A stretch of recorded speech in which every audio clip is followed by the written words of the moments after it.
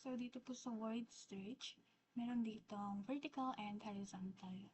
Meron din ditong mga letters. For example, dito sa vertical, meron T, L, and C. Ito yung mga first letter ng word na kailangan nilang hanapin dito sa word puzzle.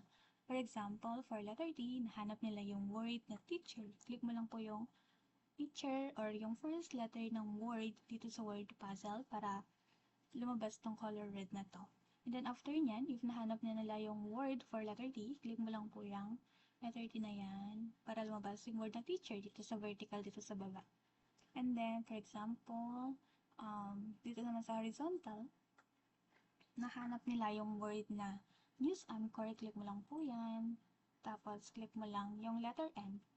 Ayan, ganun lang hanggang sa matapos or mahanap nila yung 6 words. Tapos dito naman po sa unscramble the word, meron ditong naka-scramble na letters.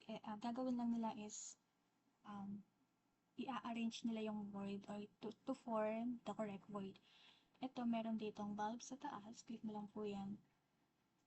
Ito yun na yung parang clue nila to form the correct word. And if na-answer naman na nila or nasagot na nila yung correct word, click mo lang po yung jumbled letters.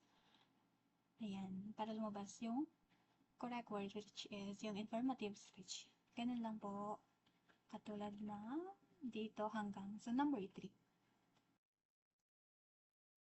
Tapos dito naman sa teamwork, meron dito ng instructions, tapos 1, 2, and 3.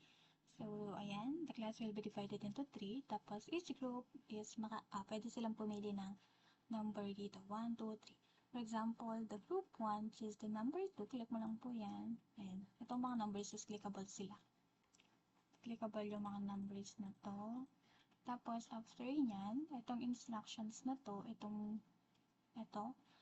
click mo lang po yan para mapunta siya dito sa rubric for group activity. And then, after mo ma-explain itong rubric for group activity, click mo lang po yung word na rubric para ma-proceed siya dito sa slide na to. Ito na yung application part. Dito naman po, yung mga numbers 1, 2, and number 3 is clickable po sila. Click mo lang po yan para lumabas yung mga questions.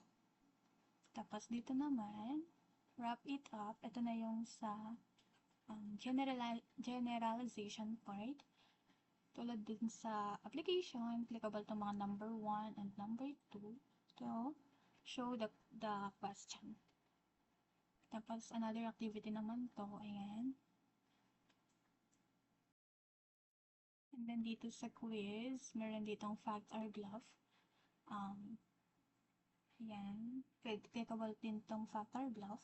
If napindot nila yung correct answer, may lilitaw na underlined. Tapos, if naman wrong, may mag-fade yung color. For example, ito, entertainment speech is simpler than an informative speech. Yung answer nila is fact, ayan, mag-fade yung color. It means wrong siya. Kapag may underline, it means correct siya. Or ito yung correct answer.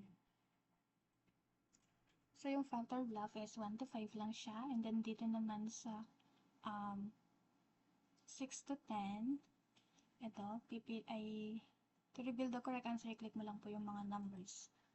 Ayan, ito mga numbers na to is clickable sila.